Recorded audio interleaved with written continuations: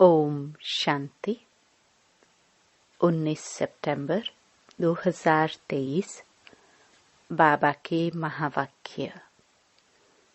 मीठे बच्चे, याद के पुरुषार्थ से ही कर्मातीत बनेंगे। इसलिए कभी अपने को मियाँ मिट्ठू नहीं समझना। याद के बल से अंदर में जो कमियां हैं उन्हें निकालते रहना। प्रश्न: सभी बच्चों की अवस्था को मजबूत बनाने के लिए बाप कौन सी चैलेंज करते हैं? उत्तर: बच्चे, भोजन बनाते हुए पूरा समय याद में रहकर दिखाओ। यह बाप बच्चों को चैलेंज करते हैं।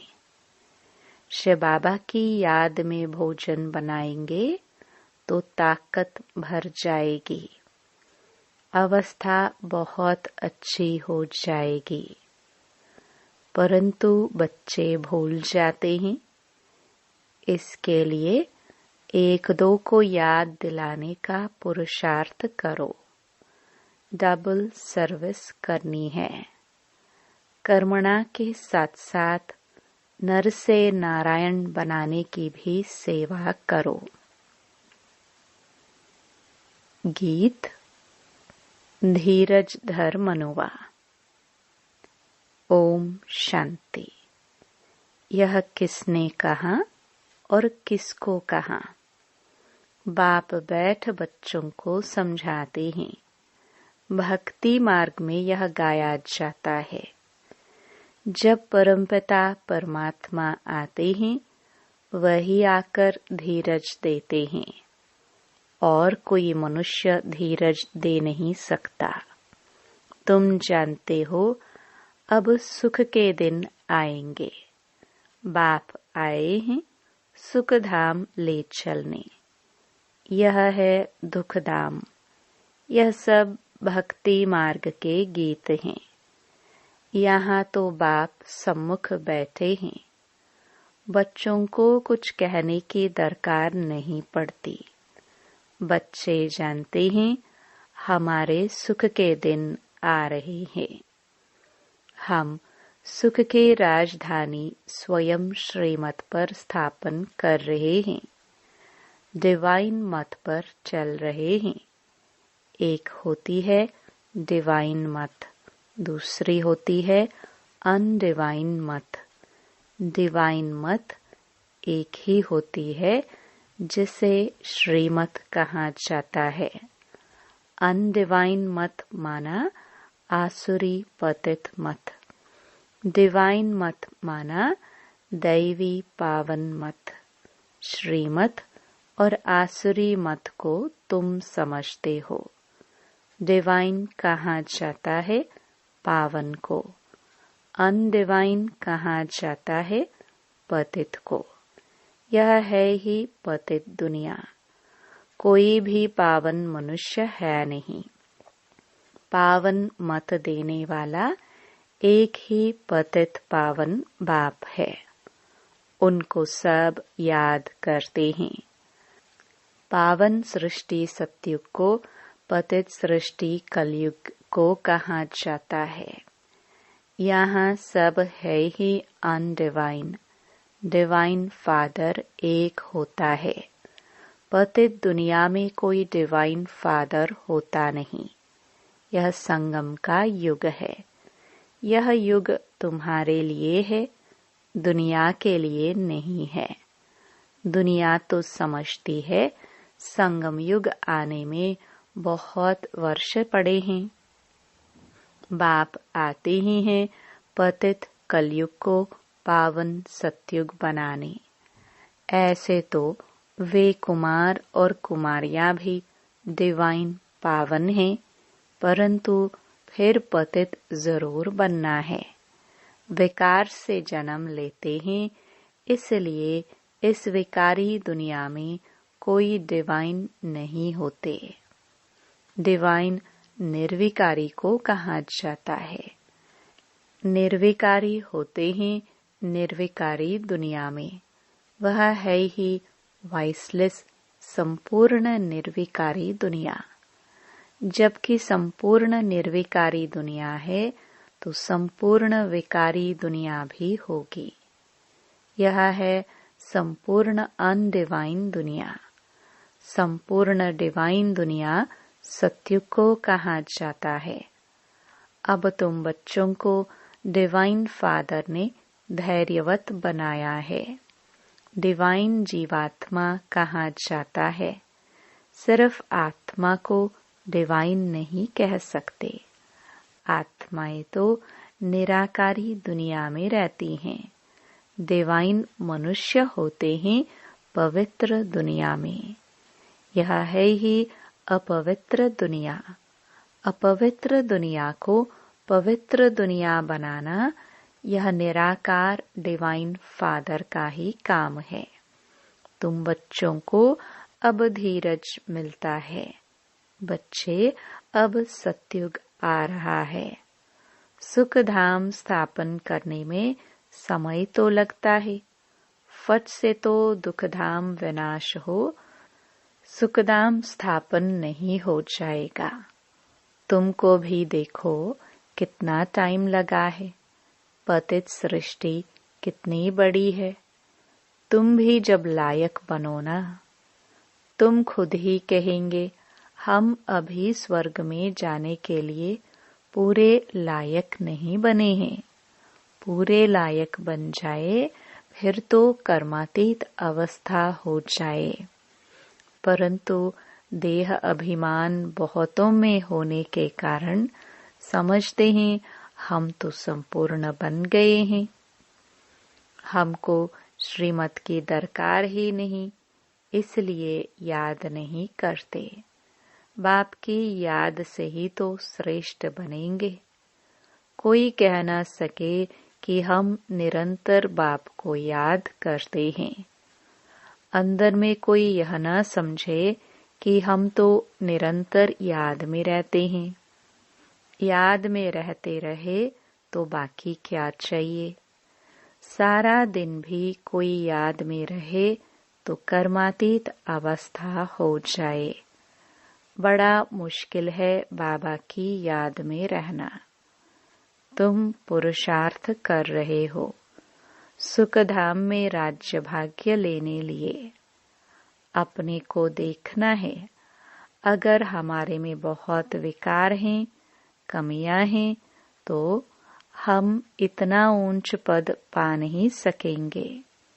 निरंतर याद की दौड़ी लगा नहीं सकेंगे। अपने को मियाँ मिट्ठू नहीं समझना है कि मैं तो संपूर्ण हूँ। संपूर्ण होते ही है शिवालय सत्युग में। सारा भारत शिवालय बन जाता है। लक्ष्मी नारायण का राज्य चलता है। मंदिर में राज्य तो नहीं करते हैं ना। शिवालय सत्युग में सब देवी देवताएं राज्य करते हैं। फिर पूजा के लिए मुख्य लक्ष्मी नारायण का चित्र बनाए उनका मंदिर बनाते हैं। पहले नंबर वाले की ही पूजा होती है। अभी उन्हों के जड़ मंदिर हैं। चैतन्य में जब राज्य करते हैं तो विश्व के मालिक हैं। भल है भारत में ही, परंतु है तो विश्व के मालिक न, और कोई राजाई ही नहीं। हम अभी फिर से अपना डिवाइन राज्य स्थापन कर रहे हैं। पावन दुनिया में जाने के लिए पहले जरूर पावन बनना पड़े। मेहनत लगती है। जहाँ तक जीना है, याद में रहना है और ज्ञान की वर्षा तो होती ही रहती है। भिन्न भिन्न प्रकार से समझाया जाता है। वास्तव में लक्ष्मी नारायण के सिवाय डिवाइन अथवा पवित्र किसको कह नहीं सकते। बाप स्वर्ग स्थापन करते हैं, फिर भी नरक बन ही जाता है। ड्रामा ही सुख और दुख का बना हुआ है। शंकराचार्य आकर अपने धर्म की स्थापना करते हैं, फिर भी डाल डालियां पुरानी तो होंगी ना। सन्यासियों की महिमा है। राम तीर्थ, विवेकानंद आदि गाए जाते हैं, क्योंकि शंकराचार्य के पिछाड़ी वाले हैं। नए नए आते हैं तो वह अपना शो करते हैं, परंतु इनको शिवालय तो नहीं कहेंगे। शिव का स्थापन किया हुआ सतयुग एक ही है। मनुष्य इन बातों को बिल्कुल नहीं जानते। ऐसे ही सिर्फ सुनने से कोई समझ न सके। पहले तो 7 रोज आकर एम ऑब्जेक्ट को समझना है। और कोई पढ़ाई के लिए ऐसे नहीं कहा जाता कि पहले 7 रोज समझो। यह एक ही पाठशाला है जहाँ लक्ष्य दिया जाता है। पहले पहले तो फादर को समझो। बाप कहते हैं, मैं बच्चों की सेवा करने आया हूँ। जो कल्प पहले वाले हैं वही आएंगे। जब तक निश्चय बुद्धि नहीं बने हैं तब तक बुद्धि में आएगा नहीं। इसलिए बाबा पूछते हैं, कहाँ तक निश्चय हुआ है? यह कोई गावड़े का सत्संग नहीं है। और सत्संगों में तो कहेंगे फलाना महात्मा गीता सुनाते हैं, फलाना वेद सुनाते हैं। यहाँ कोई महात्मा आदि नहीं है। यहाँ तो बाप बैठ समझाते हैं। पहले जब तक निश्चय नहीं तब तक क्या समझे। वहाँ सत्संगों आदि में समझेंगे, यह तो फलाना वेद सुनाते हैं, राज विद्या पढ़ाते हैं। यहाँ तो वेदों, शास्त्रों अथवा राज्य विद्या की कोई बात नहीं। तुम जानते हो, बाबा इन द्वारा पढ़ा रहे हैं। जब तक यह नहीं समझा है तो क्या करेंगे? और ही वायुमंडल को खराब कर देंगे। यहाँ तुम्हारे में भी ऐसे नहीं है कि सब शिव बाबा की याद में सुनते हैं और समझते हैं शिव बाबा ब्रह्मा द्वारा पढ़ाते हैं। नहीं, शिव बाबा की पढ़ाई है, यह कुछ भी समझते नहीं। बड़ा मुश्किल कोई यथार्थ रीति समझते हैं। पढ़ाने वाला शिव बाबा है। यह याद हो और सारा दिन बुद्धि में रहे कि हम स्टूडेंट हैं तो नंबर 1 चले जाए। परंतु तुम्हारे में भी नंबरवार हैं। बाबा कहते हैं, मुझे पढ़ाने वाले को याद करो। मैं ही बाप, टीचर, गुरु हूँ। तीनों को इकट्ठा याद करना है। लौकिक संबंध में तो बाप अलग, टीचर अलग, गुरु अलग होते हैं। यहाँ एक को ही याद करना है और है बहुत सहज। परंतु माया याद रहने नहीं देती। घड़ी घड़ी बुद्धि योग तोड़ देती है। तुम बच्चे आपस में बैठते होंगे। समझो, कोई मशीन चलाते हैं अथवा मक्खन निकालते हैं तो शिव बाबा को याद कर मशीन चलाते हैं। शिव बाबा की याद में बाबा के यज्ञ के लिए मक्खन निकाल रहा हूँ। कितनी खुशी की बात है। यज्ञ के लिए भोजन बनाता हूँ, खुशी होती है ना। परंतु फिर घड़ी घड़ी भूल जाते हैं। फिर पुरुषार्थ करना पड़े खुद का। 1-2 को याद कराने का पुरुषार्थ कराने वाला चाहिए। फिर भी शिव बाबा को याद कर भोजन बनाएंगे तो ताकत भर जाएगी। तुम्हारी अवस्था बहुत अच्छी हो जाए, परंतु ऐसे होता नहीं है।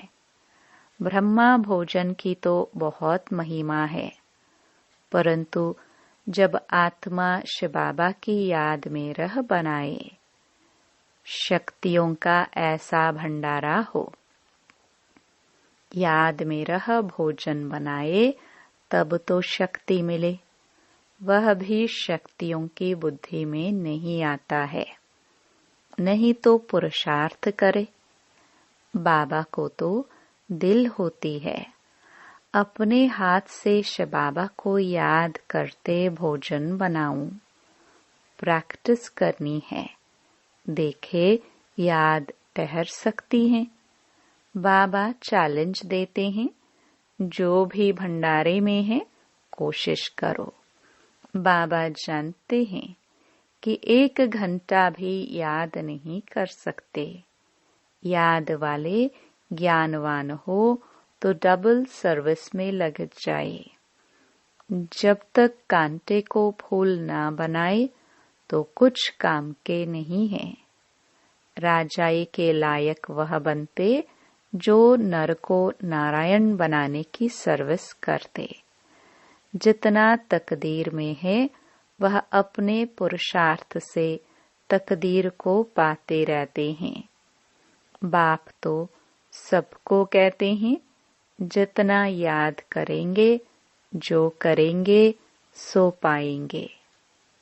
अपने मोस्ट बिलवड बाप को याद करना है। याद की ही मेहनत है। बाबा भी बतलाते हैं, मैं बहुत उपाय करता हूँ, परंतु हो नहीं सकता। बहुत मेहनत है। मेहनत करते करते अंत में कर्मातीत अवस्था होगी। फिर साक्षात्कार करते रहेंगे। माया नहीं आएगी। यहाँ बैठे बैठे सब दिव्य दृष्टि में देखते रहेंगे। अभी तो टेलीविजन में देखते हैं।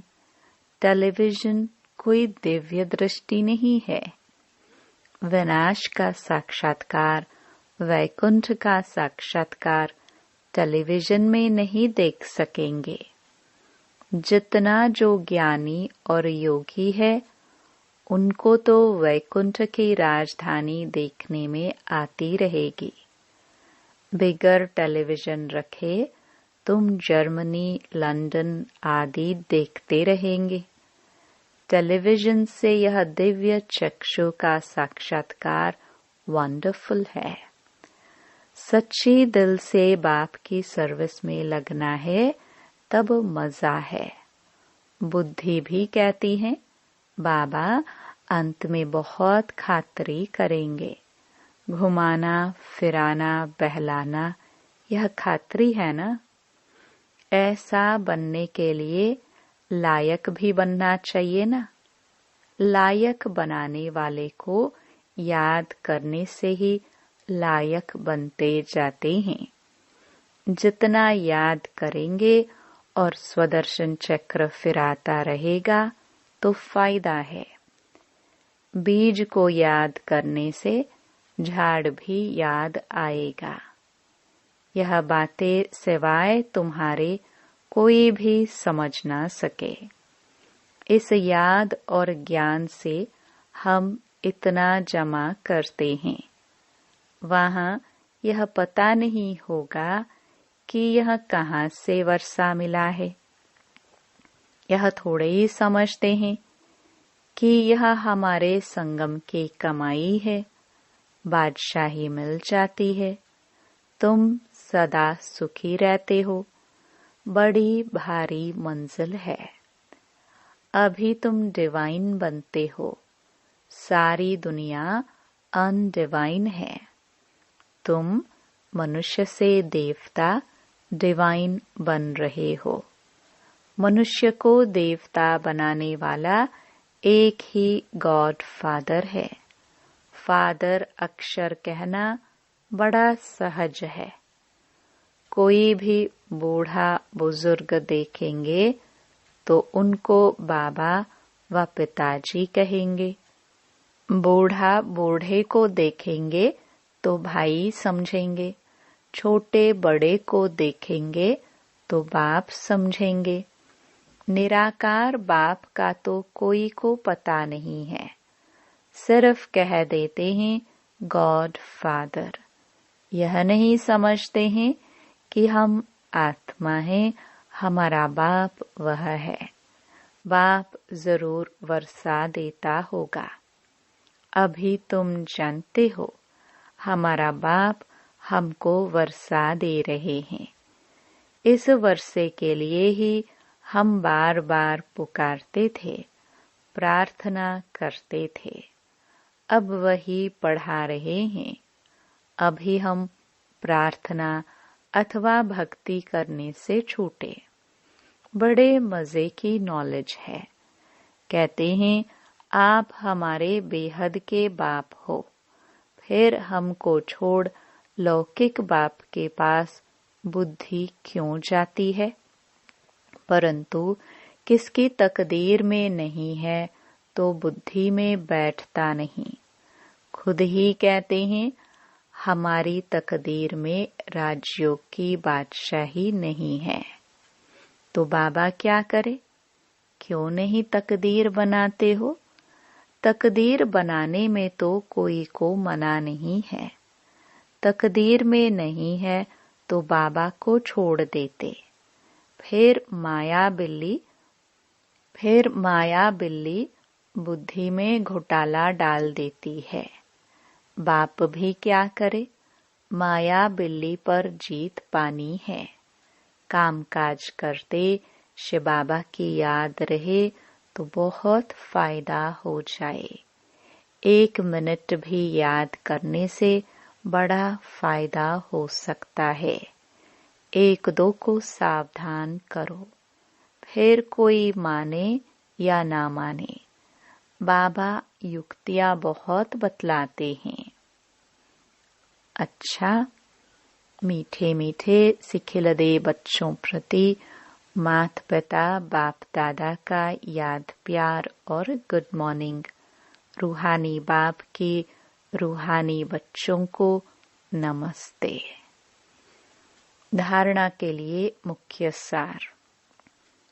पहला, 1-2 को बाप की याद दिलाने का पुरुषार्थ करना है।